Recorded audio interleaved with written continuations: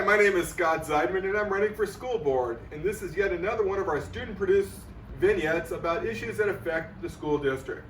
Today we're going to talk about the potential of the 50% defunding of the police department. Normally we have students on both sides of me talking about their ideas, but today, such an important issue, I wanted to bring some of the proponents of the defunding here to speak about why we should defund, and also I'd like to bring somebody here who would explain why we shouldn't defund. And so, Producer Ryan, did you contact anybody from City Council? Yes. Who did you contact? I contacted Mayor Erickson. And what did Mayor Erickson tell you? Mayor Erickson cannot make it due to a prior commitment. Did you contact anybody else from City Council? Yes. In fact, did you contact the other 4 City Council persons? Yes, I did. And did you get a response from any of them about why we should defund by 50%? No, I did not. Okay, now there are 3 candidates at least that are running claiming that we should defund by 50%. One of them is Yasmin McMorrin. Did you contact Ms. McMorrin? Yes, I did. Was she able to attend? Was she willing to attend today? No. Did you contact Mr. Puza? Yes. And that's Freddie Puza? Yes. Was Mr. Puza able to attend today? No, he was not. Did he respond to you? No. Did you contact Mr. Menthe? Yes, I did. And what did Daryl Menthe say to you? He did not reply. So we have nobody here to discuss the merits of defunding. Correct. Okay. Well, we were able to contact Al Casillas, a former school resource officer and Culver City Police Department employee for a number of years. And so I'm going to turn this over to Mr. Casillas to explain about the defunding issue and why he believes we should or should not defund. I think that I give a unique perspective because I'm not only, I worked 28 years with Culver City, and out of those 28 years, probably 6 years, 7 years as a school resource officer. And I have children that went through the school district, and I am a 31-year resident of Culver City, so it gives me kind of a unique perspective. One thing that's baffled me is where these progressives grab this 50% from. I've questioned several people, and nobody can give me a study or a finding why they came at this 50%. Right off the top of my head, the things that are going to get affected immediately is response time. Culver City for emergencies is usually 2 to 3 minutes in response time.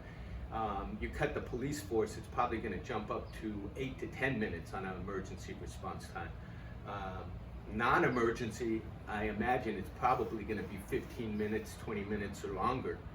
And things that people don't realize that we have in place at the department already are we have a clinical psychologist with 2 officers to go out and work with the homeless, try to get them home, get them into homes or temporary living. They work with the Upward Bound and with several other organizations. We have that in place. We also have where we work with Department of Children and Family Services. They go out and investigate child abuse and sex abuse cases. All this stuff is going to be impacted if they just chop 50% off the budget. Not to mention the civilian workers, our forensics, our property, all that stuff we have in-house. If we eliminate 50% of the budget, something's got to give, and a lot of that stuff is going to get outsourced, maybe to the sheriffs, maybe to private industry.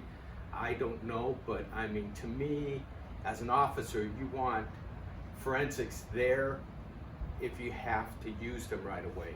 You want property there because the chain of evidence for court. So a lot of this stuff is going to disappear. Community-wise, policing, neighborhood checks, extra patrols, vacation checks, neighborhood watch.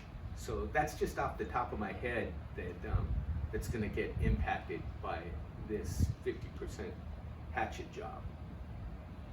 Okay, well, thank you.